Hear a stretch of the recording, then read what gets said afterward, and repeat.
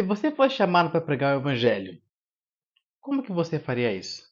Você iria para um lado da montanha? Você ensinaria com poder e autoridade? Você faria perguntas? Você chamaria o arrependimento? Hoje vamos ver como que Alma começou a pregar o arrependimento para esse povo.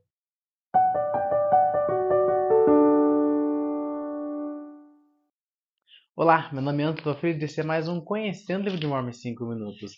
Alma, ele começa a pregar o arrependimento, né, o evangelho, ao povo de Israel que estava começando, não começando, mas estava em iniquidade, porque não ouvia os pais.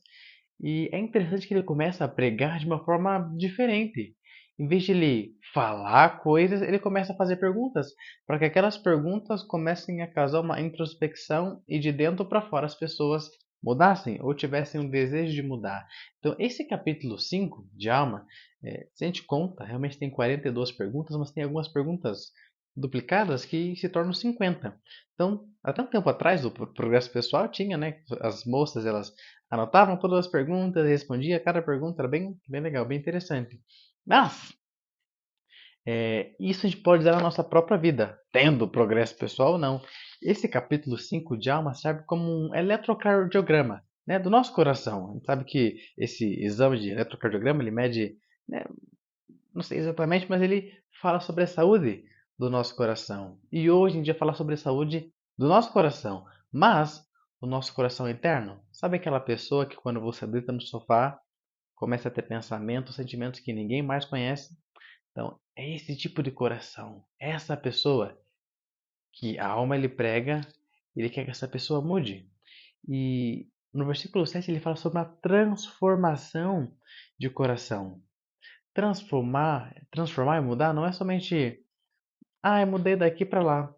Mas a transformação é quando tudo que há em você muda, normalmente para melhor.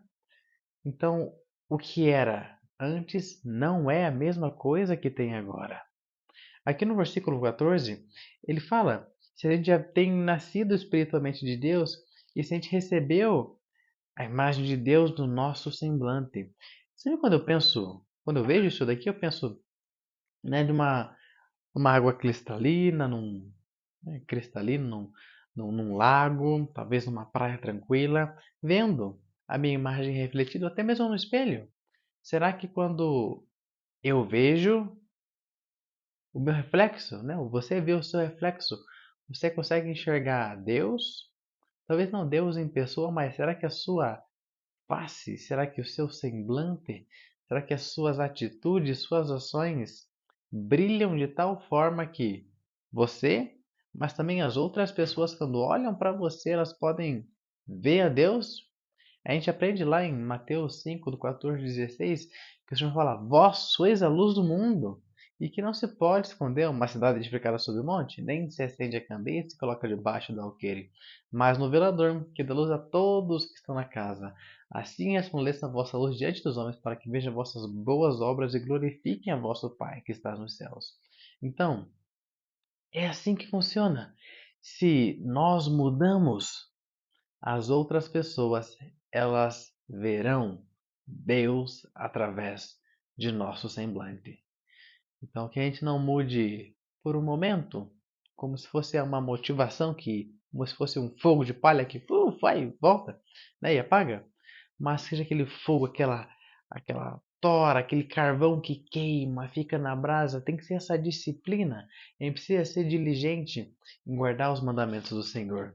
Mais lá para o final, tem muitas coisas que a gente pode aprender com esse capítulo, com certeza, mas mais lá para o final, no versículo 57, há uma fala: Afastai-vos dos iníquos, conservai-vos separados e não toquei em suas coisas imundas. Esse ponto é interessante, porque ele fala: não toqueis em coisas imundas. Hoje em dia a gente sabe que com a tecnologia é muito fácil. Com poucos cliques a gente vê coisas que não deveriam ser vistas, ou digitar ou falar coisas.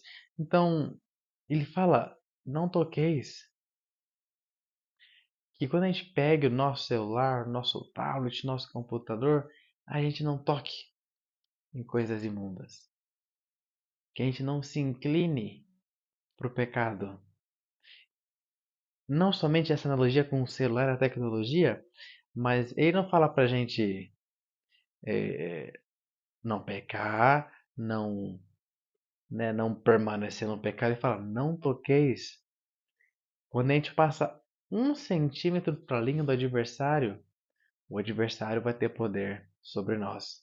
Então que a gente possa se manter fiel, que a gente possa ler essas perguntas, analisar em nosso coração. Como que eu tô?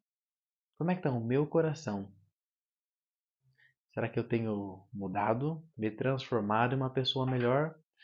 Será que eu tenho recebido no meu semblante a imagem de Cristo? Será que as outras pessoas, quando me veem, elas veem Deus? E aqui no final, será que eu tenho tocado em alguma coisa imunda que eu tenho que parar de tocar? Esse foi o vídeo de hoje, pessoal, e até a próxima.